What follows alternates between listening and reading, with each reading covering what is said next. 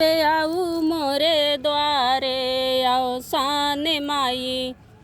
जब करी हम पुकारे अवसान माई, तब तब आओ मोरे द्वारे अवसान माई। जब जब करी हम पुकारे तोहार माई, तब तब आयु मोरे द्वारे अवसान माई। जब करी हम पुकारे अवसान माई, तब तब आओ मोरे द्वारे अवसान माई। सुखवा में आयु माई, दुखवा में आयु। सुखवा में आयु माई, दुखवा में आयु। सुखवा में आयु माई, दुखवा में आयु।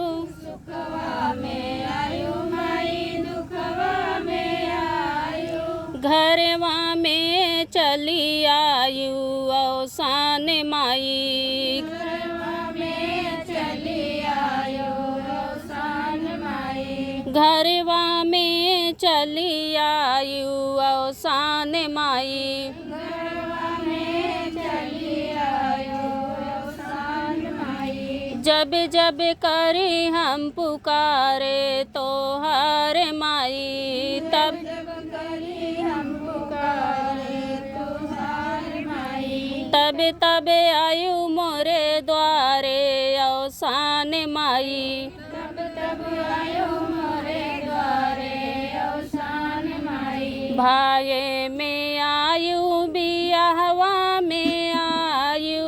भाये में आयु बियाह में आयु। भाये में आयु बियाहवा में आयु। भाये में आयु बियाह में आयु।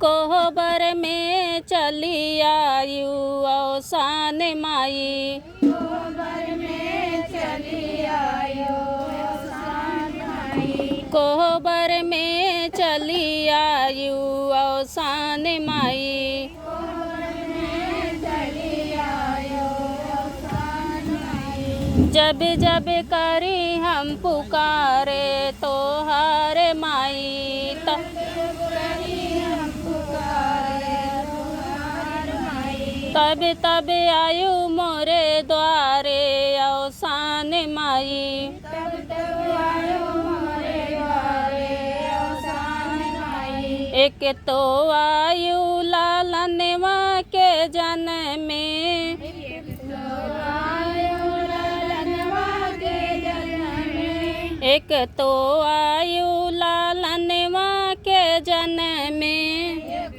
तो आयो लालनवा के जन्म में। बरही में चली आयु अवसान माई। बरही में चली आयो अवसान माई। बरही में चली आयु अवसान माई। बरही में चली आयो अवसान माई। जब जब करी हम पुकारे तोहार माई। जब जब करी हम पुकारे तुहार माई, तब तब आयु मोरे द्वारे अवसान माई।